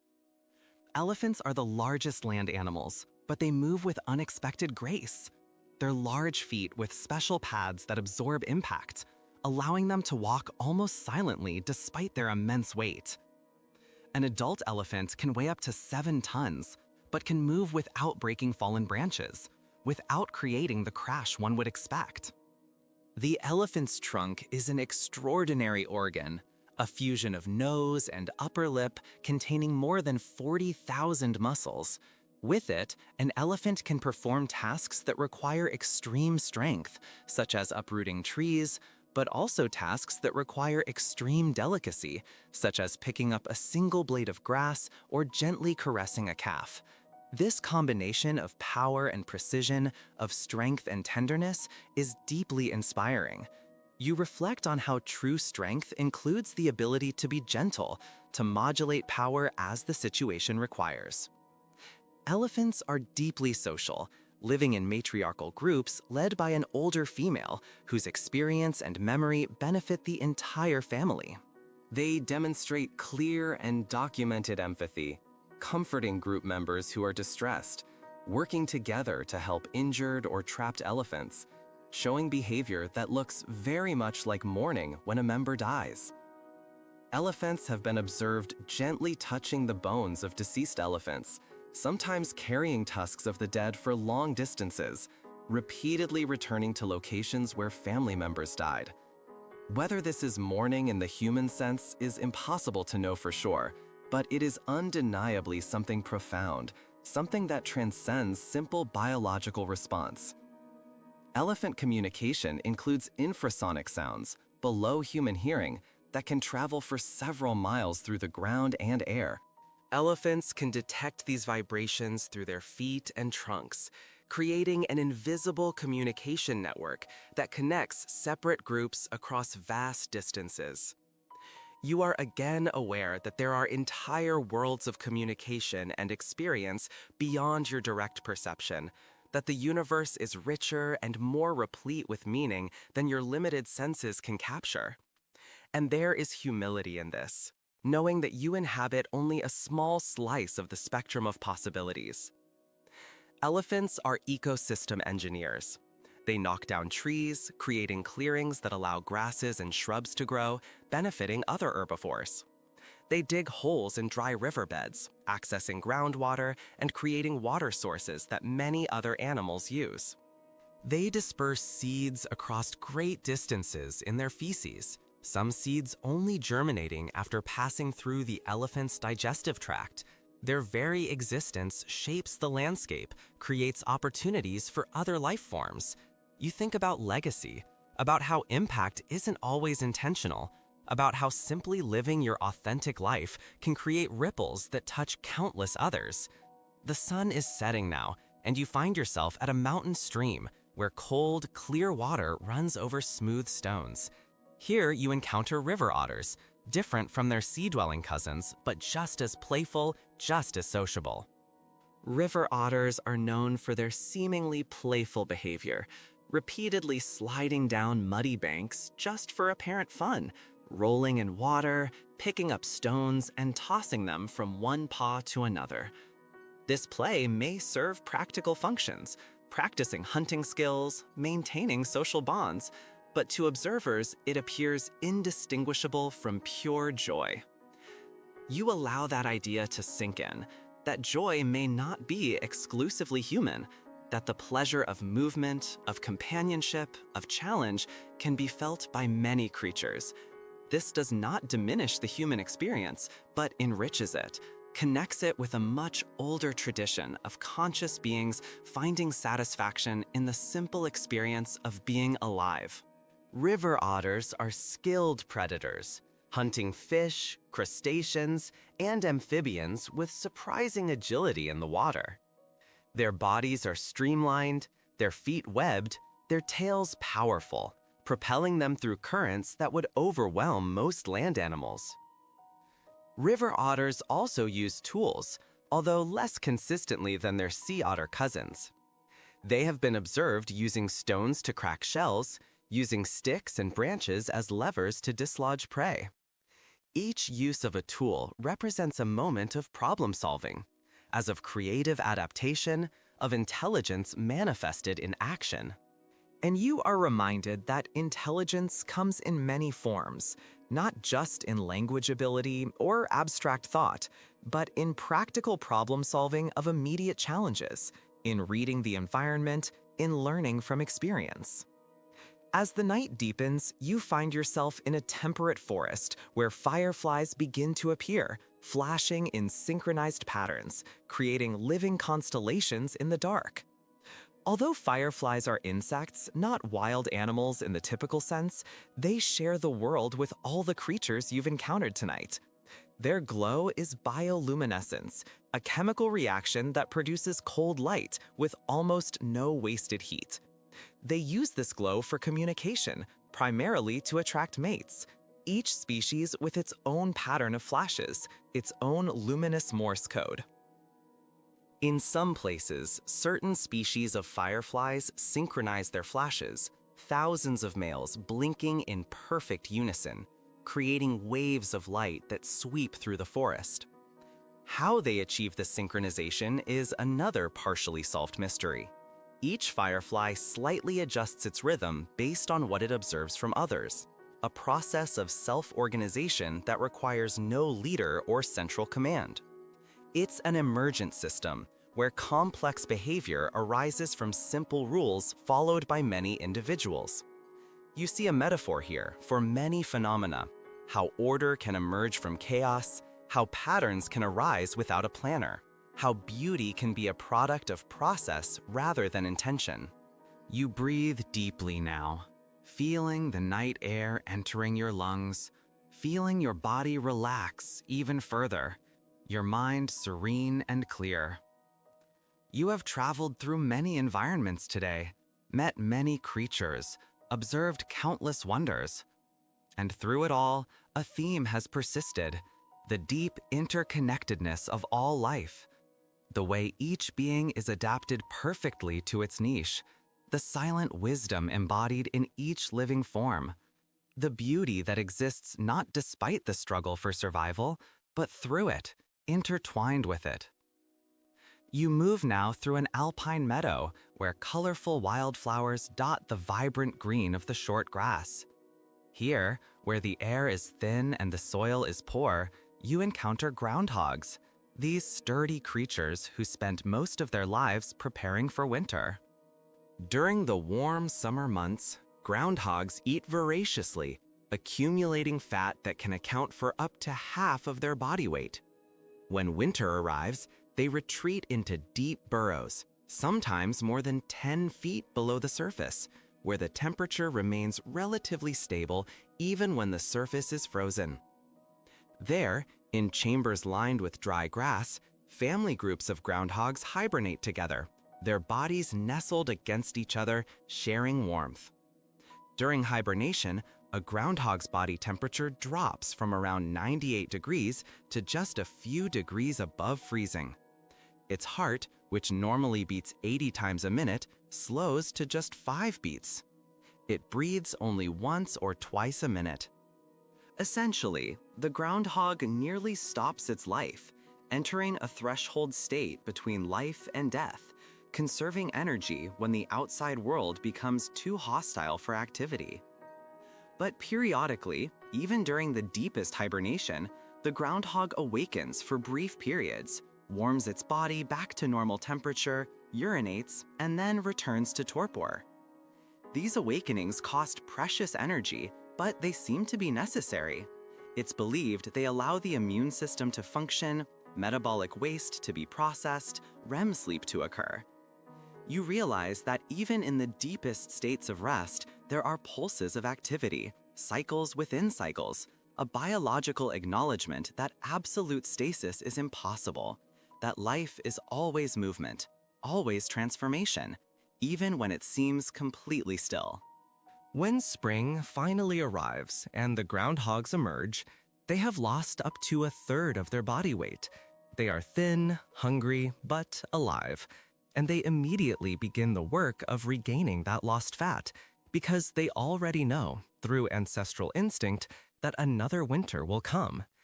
There is a serene acceptance in this, a lack of complaint or resentment. The cycle is what it is, and the groundhogs live within it with simple grace. You meditate on acceptance, on working with the rhythms of life rather than against them, on recognizing that some seasons are for growth and others for retraction, and both are necessary. You are transported now to a different aquatic environment, a freshwater lake surrounded by forests, where water lilies float on the surface and reeds grow on the shallow banks. Here you find beavers, those natural engineers, those architects who transform entire landscapes through their work. Cada leopardo tem padrão único, como nossas impressões digitais. Essas rosetas quebram a forma do leopardo, permitindo que ele se misture perfeitamente com as sombras salpicadas da floresta. Ele observa o mundo abaixo com olhos dourados, predador no auge, mestre da adaptação, fantasma da floresta que raramente é visto até que seja tarde demais. A escuridão agora é quase total. As estrelas começam a aparecer através das lacunas no dossel da floresta, e você ouve o chamado distante de uma coruja. Mas não é uma coruja qualquer, é uma coruja pescadora de pel, uma espécie especializada em caçar peixes. Ela voa silenciosamente sobre os rios e lagoas da floresta, detectando peixes perto da superfície da água com seus olhos aguçados. Quando encontra um alvo, ela mergulha para baixo, estendendo suas garras poderosas para pegar o peixe. Seus pés têm escamas ásperas e espículas que ajudam a segurar presas escorregadias. Corujas pescadoras de pel não são as únicas predadoras noturnas que dependem de peixes. Lontras, crocodilos, martins pescadores, todos compartilham este nicho ecológico. Mas a coruja pescadora de Pell é singular em sua combinação de visão aguçada, audição sensível e garras especializadas que a tornam uma caçadora de peixes noturna incrivelmente eficiente. Ela representa a especialização ecológica, a adaptação a um estilo de vida particular, a divisão de recursos que permite que múltiplas espécies coexistam em um mesmo habitat. Sua jornada continua e você se encontra agora em um lugar completamente diferente, uma floresta de bambu nas montanhas da China, o lar do panda gigante. Pandas são ursos, mas, diferentemente da maioria dos outros ursos, eles se alimentam quase exclusivamente de bambu. Eles têm adaptações especiais para este estilo de vida herbívoro. Um pseudo-polegar em suas patas dianteiras que os ajuda a segurar os talos de bambu e dentes molares grandes e planos para mastigar a fibra vegetal resistente. Mas, apesar dessas adaptações, o bambu é um alimento pobre em nutrientes, e os pandas precisam comer enormes quantidades para sobreviver, até 12 quilos por dia. Eles passam a maior parte do tempo comendo, mastigando bambu com mandíbulas poderosas. Eles são animais adoráveis, com sua pelagem preta e branca e sua maneira desajeitada, mas sua existência é uma luta constante para obter energia suficiente de uma fonte de alimento limitada. Você observa um panda mastigando bambu despreocupadamente e pensa sobre especialização, sobre as vantagens e desvantagens de se tornar especialista em um único tipo de alimento. Se o bambu prospera, o panda prospera. Mas se o bambu desaparece, o panda também desaparece. Há vulnerabilidade nessa especialização, uma dependência de um único fator que pode determinar a sobrevivência ou a extinção. Sua jornada o leva agora de volta para o oceano, para os recifes de corais vibrantes do Indo-Pacífico. Aqui você encontra o peixe-palhaço, uma pequena criatura colorida que vive em simbiose com as anêmonas do mar. As anêmonas do mar têm tentáculos urticantes que paralisam a maioria dos peixes, mas os peixes-palhaço são imunes ao seu veneno. Eles vivem entre os tentáculos, ganhando proteção de predadores e, em troca, defendem as anêmonas de peixes-borboleta que comem anêmonas e limpam os parasitas. É um exemplo clássico de mutualismo, uma relação onde ambas as espécies se beneficiam. O peixe-palhaço oferece proteção e limpeza. A anêmona do mar oferece abrigo seguro. Eles são interdependentes, cada um dependendo do outro para sua sobrevivência. Você pensa sobre interconexão, sobre como a vida na Terra é tecida em uma teia complexa de relações, onde cada espécie desempenha um papel, onde a cooperação e a dependência mútua são tão importantes quanto a competição e a predação. Seu olhar se volta para um majestoso baobá, conhecido como a árvore da vida em muitas culturas africanas. Estes gigantes podem viver por mais de 1000 anos, armazenando água em seus troncos enormes para resistir às secas severas. As pessoas usam todas as partes da árvore. A fruta é rica em vitamina C, as folhas são usadas para fazer remédios, a casca fornece fibras para cordas e roupas. Os baobás também são importantes para a vida selvagem. Pássaros fazem ninhos em seus galhos, macacos comem seus frutos, elefantes roem sua casca em busca de umidade. A árvore é um ecossistema em si mesma, sustentando uma miríade de outras espécies. Você vê o baobá como um símbolo de resiliência, de adaptação, de interdependência. Um lembrete de que a vida é uma dança complexa de dar e receber, de resistir e se adaptar, de cooperar e competir. E assim termina a sua jornada por esses diversos habitats, sua exploração de adaptação e sobrevivência. Você viu a engenhosidade dos castores, a agricultura das corujas buraqueiras, a camuflagem dos leopardos, a precisão das corujas pescadoras de Pell, a especialização dos pandas, a simbiose dos peixes-palhaço, a resiliência dos baobás. Você testemunhou a beleza e a fragilidade da vida na Terra, a interconexão de todas as coisas, a dança constante de mudança e adaptação. Você retorna agora para a sua realidade, carregando consigo as lições aprendidas, as imagens vistas, as histórias contadas. Você compreende mais profundamente a complexidade do mundo natural, a importância da conservação, a necessidade de proteger a biodiversidade. Você se sente conectado a todas as outras formas de vida, parte de uma comunidade global, responsável por cuidar deste planeta que chamamos de lar. O tireless worker. Beavers construct dams of sticks, stones, and mud, creating deep lakes where only shallow streams once flowed. These dams serve multiple purposes. They protect the entrance of the beavers' lodges, which are always submerged, making them inaccessible to land predators. They create calm water habitat where beavers can swim and transport materials easily, and they store water during periods of drought. But beaver dams don't just benefit beavers. They create entire habitats, wetlands that support enormous biodiversity. Fish, amphibians, waterfowl, insects, plants all thrive in the lakes created by beavers. The water stored behind the dams also filters slowly through the soil, recharging underground aquifers, maintaining stream flow during dry periods, reducing erosion during floods. Beavers are, without exaggeration, a keystone species. Their presence or absence profoundly affects the entire surrounding ecosystem. A beaver can fell a 5-centimeter diameter tree in just 3 minutes, using its incisor teeth that grow continuously throughout its life.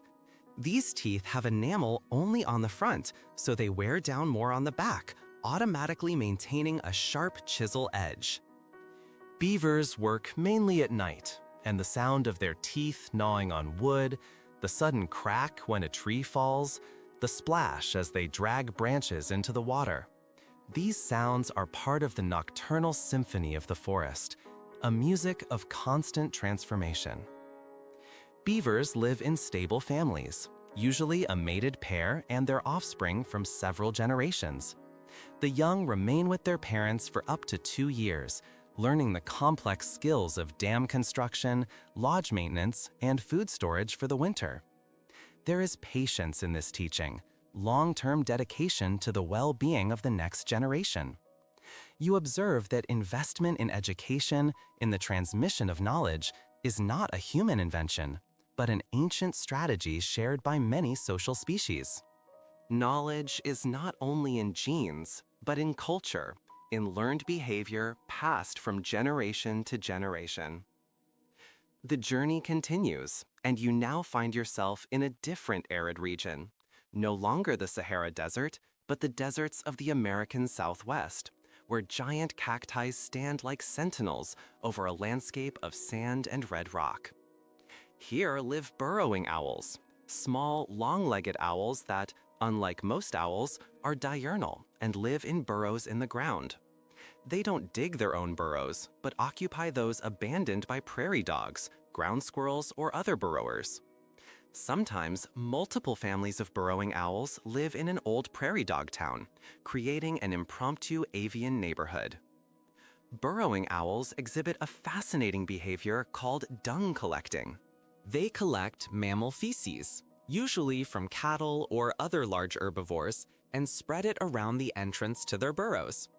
For a long time, it was thought that this was to mask the scent of the owls from predators, but research has shown that the dung attracts dung beetles, which the owls then hunt.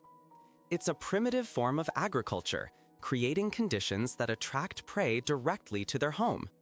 You marvel at this ingenuity, at this intentional manipulation of the environment for their own benefit, at this bridge between instinct and intelligence. These little owls also have a peculiar defense mechanism. When threatened in their burrows, they produce a sound that is remarkably similar to the rattle of a rattlesnake. Potential predators, hearing this sound coming from a dark burrow, often decide that the risk is not worth the reward. It's a brilliant bluff, an example of acoustic mimicry that doesn't require the owl to be poisonous, only to convince threats that something dangerous inhabits the burrow.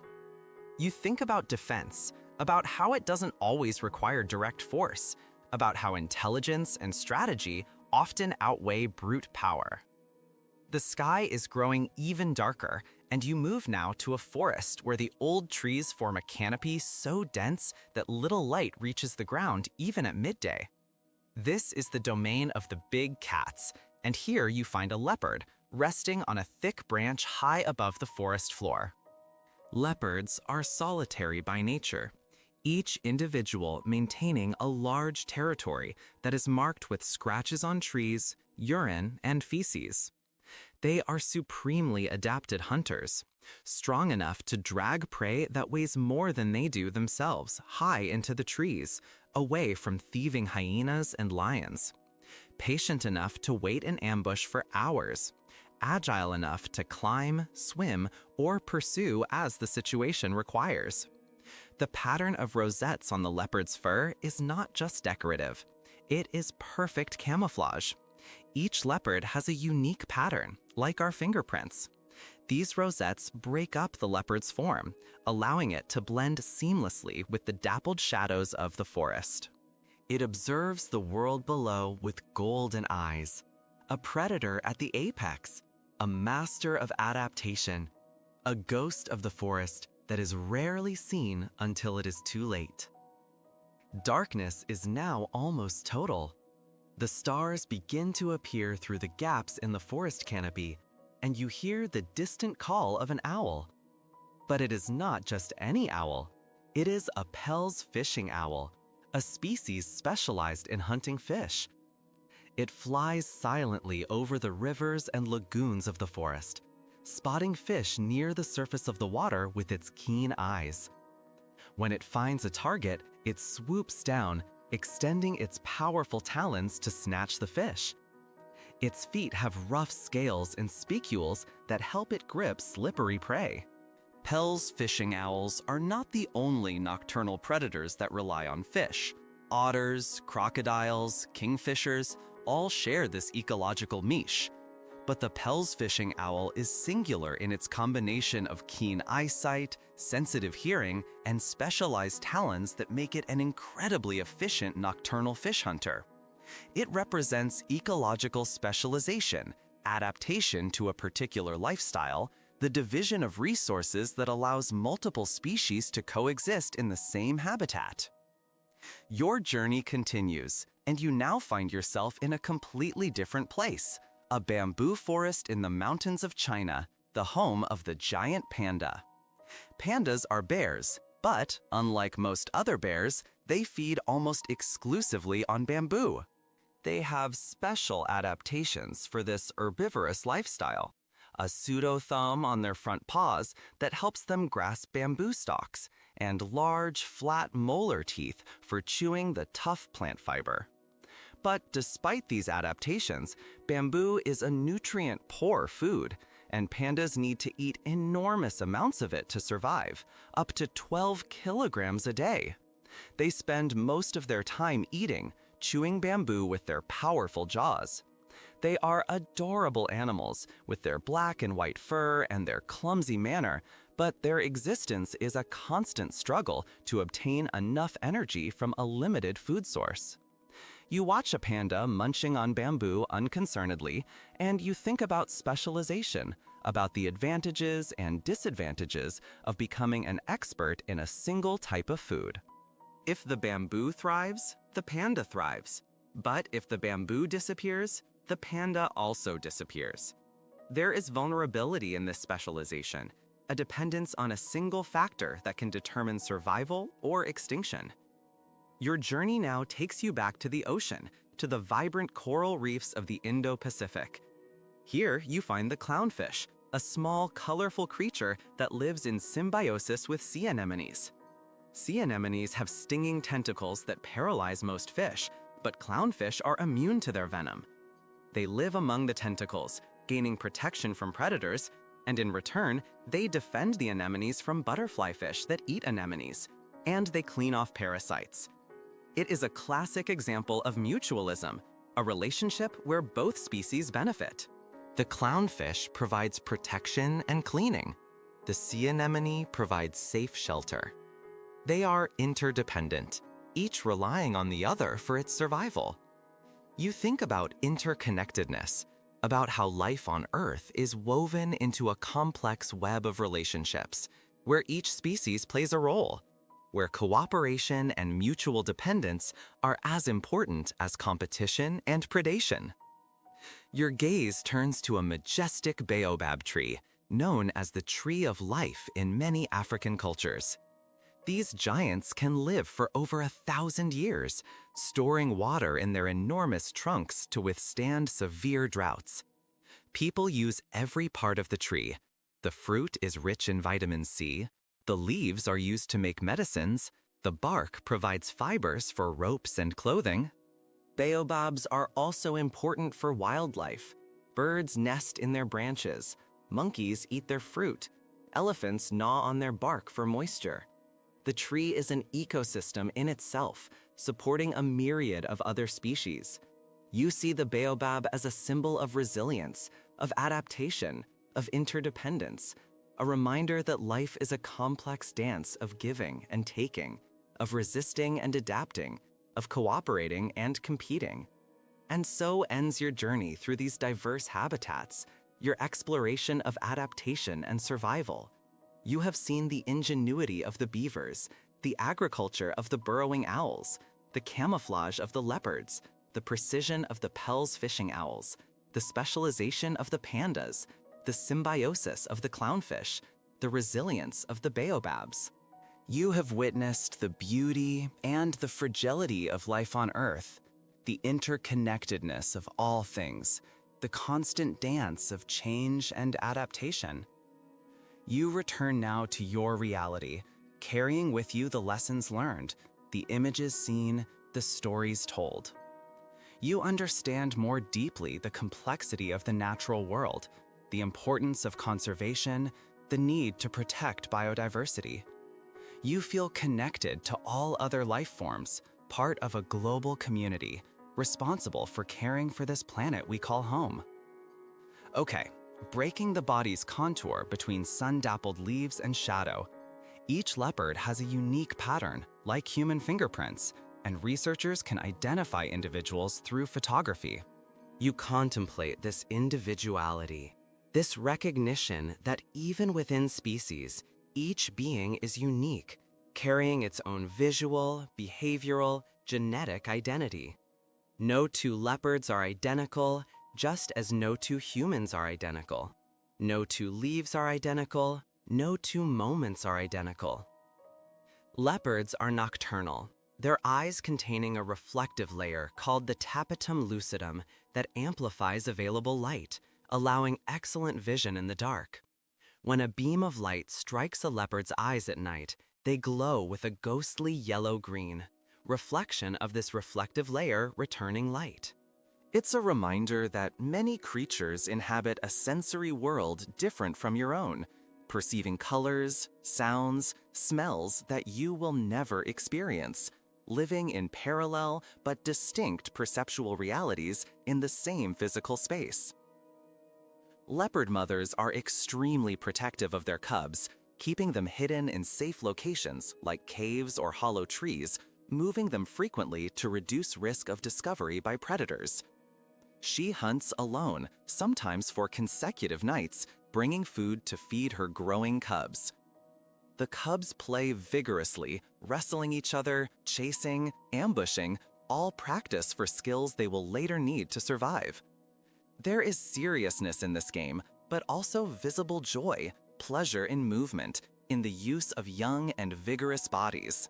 You recognize that preparation for life doesn't need to be somber, that learning can include pleasure, that competence can be developed through activities that are in themselves satisfying. You move now through time as much as space, imagining not only the present, but temporal depths where ancestors of these creatures walked.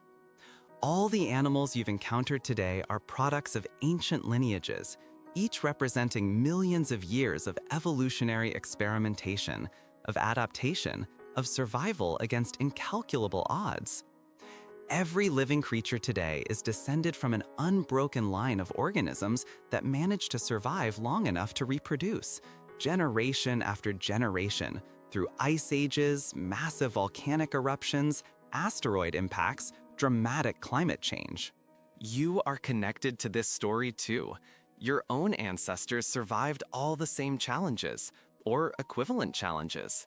The simple fact that you exist is evidence of an unbreakable chain of survival and reproduction stretching billions of years to the first life forms on Earth. Each cell of your body contains stories written in DNA, echoes of ancient oceans, chemical memories of alien atmospheres where oxygen was poison. You are as much a product of evolution as any wild creature, as natural as any biological phenomenon, despite all your technology and culture. And there is deep comfort in this. You are not separate from nature, observing it from the outside. You are nature, aware of itself. When you observe a wild animal, you are not looking at something fundamentally different from yourself, but at a cousin, a relative, another expression of the same forces and processes that produced you. There is a family gathered here, an assembly of living forms, all experiencing consciousness in their own unique ways, all navigating the challenge of existing in a physical universe governed by laws that do not care about individual desires or preferences. You reflect now on what you've learned through this journey, on the themes that have emerged repeatedly. There is the lesson of patience, sloths moving slowly, wolves waiting silently, leopards ambushing for hours. There is the lesson of community, otters holding hands, elephants comforting distressed members, penguins sharing warmth. There is the lesson of adaptation, fennec foxes thriving in deserts, polar bears on ice, seahorses in kelp forests. There is the lesson of interdependence, beavers creating habitats for hundreds of other species, wolves shaping entire landscapes through their presence, flying squirrels dispersing essential fungi. And there is a larger lesson, more difficult to articulate but powerfully felt, the lesson that life is inherently valuable, independent of human utility. Every creature you have encountered tonight has intrinsic worth, significance that does not depend on how it serves human needs, beauty that exists independent of being observed. A leopard in the dark of the forest where no human will ever see it is as magnificent as one in a photograph. A whale singing in the depths where no human ear can hear it sings as wonderfully as one recorded by scientists. Value does not sair de produto desenvolvido, mas para outro ser consciente, uma vida tão válida quanto a sua. E você não precisa meditar em uma caverna ou escalar uma montanha para experimentar essa conexão. Você pode encontrá-la em seu próprio quintal, em seu parque local, em seu museu de história natural. Você pode senti-la quando você acaricia seu gato, quando você observa um esquilo enterrando uma noz, quando você ouve o canto dos pássaros ao amanhecer.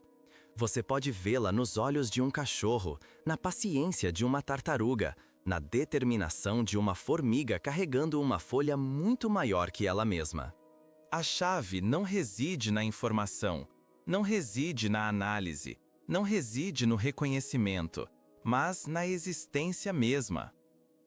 You breathe deeply once more, feeling the peace that comes from broadened understanding, from felt connection, from dissolved boundaries between self and other, between human and animal, between observer and observed. The animal world is not a collection of resources or curiosities, but a community of which you are a member, a tapestry of which you are a thread, a symphony to which you contribute your own unique note. And as you rest now, as your breath slows and deepens, as your muscles relax and your mind quiets, you carry with you images and lessons from this journey. You carry the tranquility of the sloth, the loyalty of the wolf, the patience of the polar bear, the joy of the otter, the wisdom of the elephant, the gentleness of the humpback whale. You carry the knowledge that even in the absence of conscious effort, your body performs miracles every moment, cells dividing, wounds healing, memories forming, dreams weaving. You are part of something much larger than yourself, something ancient and continuous, something that was here long before you were born and will continue long after you are gone. And there is a profound peace in that perspective, a release from the weight of exaggerated self-importance. You matter. Your experience is real. Your feelings are valid. Your life has meaning. But you are not the center of the universe. You are a participant, not the sole protagonist. And that is strangely comforting. The responsibility can be shared. The meaning can be distributed. You don't have to carry everything alone. Wild animals do not carry anxiety about the distant future or regret about the distant past. They inhabit the present with a completeness that humans rarely achieve, lost as they often are in worry or nostalgia. But that presence is not exclusive to animals. It is your heritage too, your innate ability, obscured but not eliminated by layers of abstract thought and temporal projection. You can practice this return to the present moment. You can cultivate this quality of simple and direct attention to what is, now, here, without excessive elaboration or interpretation. Imagine now that you are lying in a clearing under a perfectly clear night sky. Above you, countless stars shine, and between them, a hazy band of the Milky Way stretches from horizon to horizon. You are on the surface of a planet that spins silently through the void, orbiting an average star in a galaxy that is just one among billions. And yet, on this small rocky point circling a common nuclear furnace, something extraordinary arose.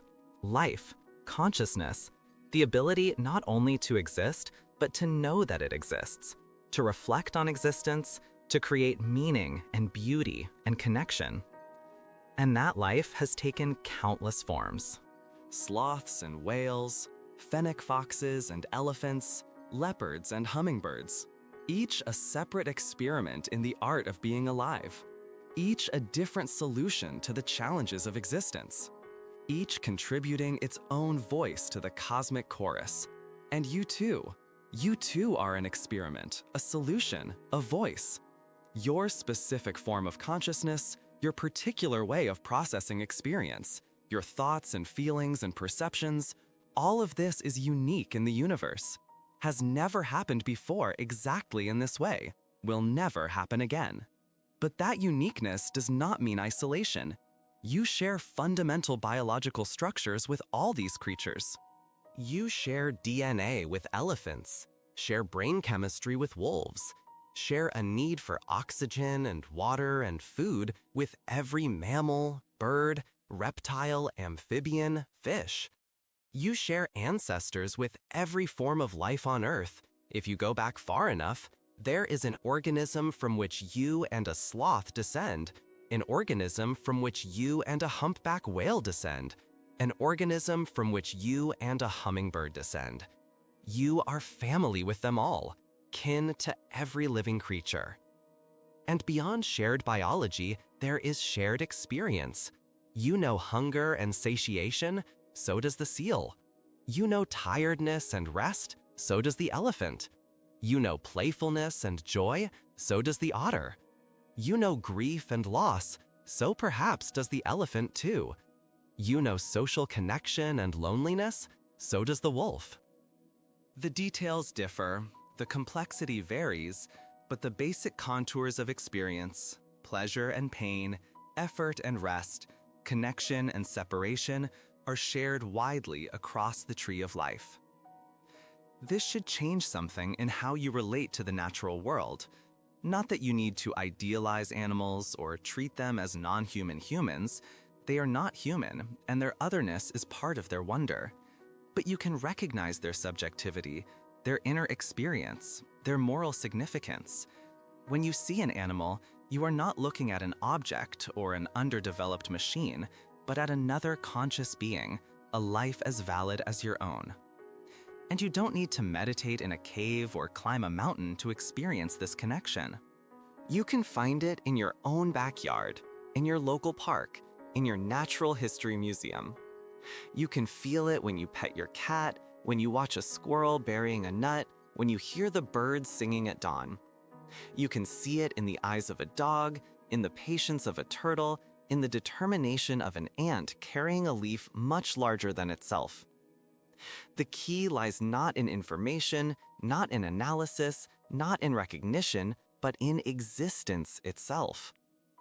Bottle-sidism, but for a subject, a being that experiences the world from its own perspective, for whom their own life matters in the most direct way possible. And this recognition naturally generates compassion, care, desire to protect and preserve. Not because animals are useful to humans, although many are, but because they have value in themselves, because the world is richer and more beautiful and more meaningful with them in it. The extinction of a species is not just the loss of a potential resource or scientific knowledge, but the loss of a unique perspective, a way of being in the world that will never be recovered once lost. You can make choices that reflect this recognition. Choices about what you consume, about how you spend money, about where you direct your attention and advocacy. You can support conservation efforts. You can learn more about creatures and ecosystems. You can share knowledge and wonder with others. You can teach the next generations to value and protect wildlife.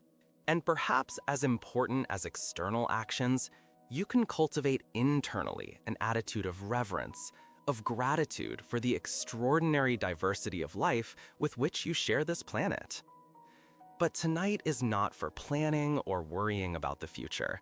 Tonight is for rest, for letting go, for allowing all these images and ideas to settle gently into your unconscious, where they will do their quiet work while you sleep. You have traveled far today, through forests and oceans, deserts and mountains, ice and heat, light and darkness. You have encountered extraordinary creatures and learned their quiet secrets. You have expanded your understanding of what it is possible to be alive in this world. And now it is time to return, to come back to yourself, to your body resting comfortably, to your breath soft and regular, to the stillness of the present moment. You don't need to hold on to anything you've learned tightly. The important lessons will remain, integrated at some deep level where words are not necessary.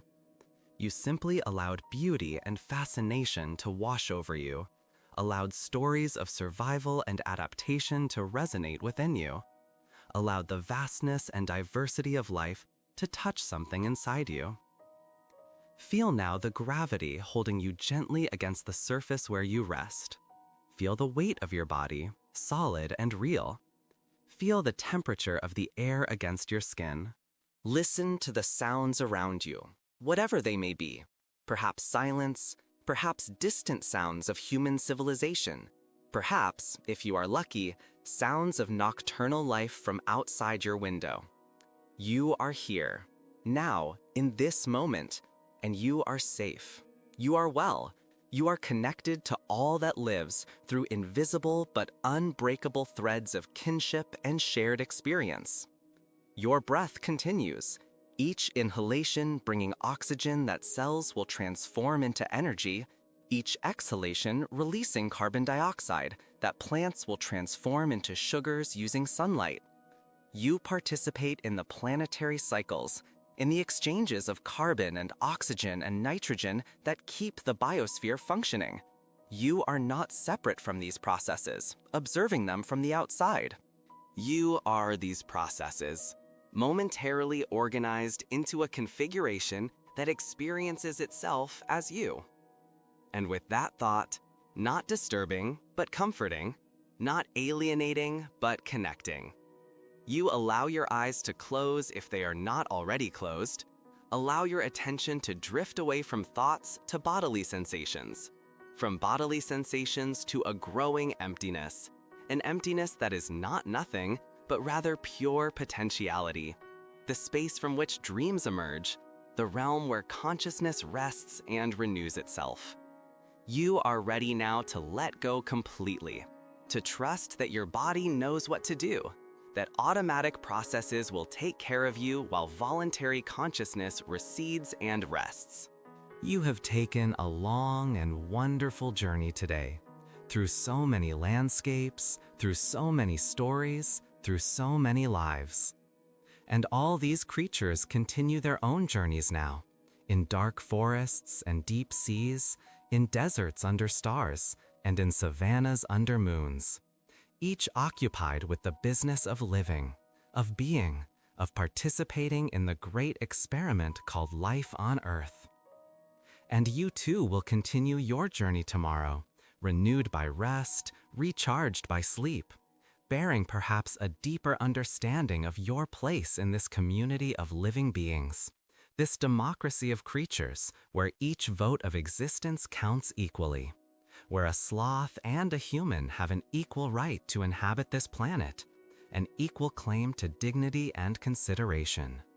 Because in the end, all share the same improbable miracle, the miracle of consciousness emerging from unconscious matter, the miracle of complexity growing from simplicity, the miracle of meaning blossoming in a universe that could have remained forever silent and dead, but chose, through processes we have only just begun to apprehend, to wake up and to know yourself through billions of eyes, through countless forms of perception. You are one of those eyes. You are one of the ways the universe experiences itself. And tonight, through words and images, you have experienced some of the other ways, through memories and descriptions of sloths and whales, leopards and otters, elephants and polar bears, all the magnificent creatures with whom you share this world. And in the process, perhaps you have glimpsed something of the absolute wonder of it all, of the staggering improbability and tremendous beauty of the simple fact that anything exists, let alone all this extravagant diversity of forms and functions. Rest now, deeply and completely. Allow words to fade, let images dissolve, let thoughts cease their incessant dance. You are safe here, in the dark, in the silence, in the space between wakefulness and sleep where the magic happens. Your body is relaxed, your mind is quiet, and you are ready to let go, to drift gently into restorative sleep, to dream whatever dreams may come, and then to wake tomorrow refreshed, ready to continue your own journey through this extraordinary life that has been given to you. Thank you for traveling with me through this wild world, through these stories of creatures who share your planetary home. Thank you for opening your mind and heart to these wonders, for allowing them to touch you, for carrying forward perhaps a little more reverence and fascination for the complex and beautiful tapestry of life that envelops this blue-green planet spinning through cosmic darkness. You are part of something indescribably precious, the community of conscious beings, the family of life, the assembly of creatures all trying to understand and navigate this strange and wonderful business of existence. If you enjoyed this journey through the world of wild animals, this exploration of the surprising and peaceful ways in which creatures live their lives, consider sharing this experience with others.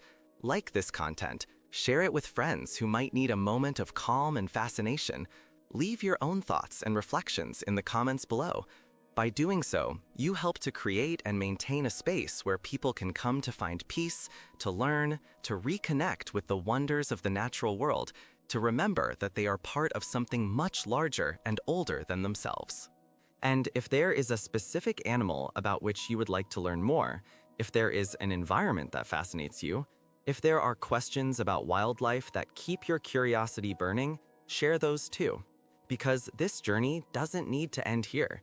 It's just a starting point, a doorway open to continued exploration, perpetual learning, infinite fascination with the extraordinary diversity of ways in which consciousness and life manifest on this unique planet. So rest now, sleep well, and know that when you wake, the world will still be here, still filled with wonder, still offering endless opportunities for awe and discovery. So rest now, sleep well, And know that when you wake, the world will still be here, still filled with wonder, still offering endless opportunities for awe and discovery. The sloths will still be moving slowly through the canopies. The whales will still be singing their songs in the depths. The elephants will still be walking their ancient routes across the savannas. The wolves will still be howling at the moon, and they will all continue being exactly what they are, living miracles, expressions of the infinite creativity of evolution, your fellow travelers through the mystery of existence. Good night. Sleep deeply. Dream well. And when you wake, carry with you a little of the peace and fascination you found here, a little of the tranquility that comes from knowing that you are not alone, that you are part of a vast and diverse community of living beings, all doing the best they can with what they have, all participating in the grand and improvised experiment called life. You belong here. You are part of it. And there is deep beauty and abiding comfort in that simple recognition of connection, of kinship, of belonging to the larger family of all creatures who breathe and grow and move under the sun and moon of this single precious planet that, as far as we know, is the only place in the entire vast universe where life has awakened and flourishes and creates, continually, new ways of being and experiencing the great strange gift of conscious existence.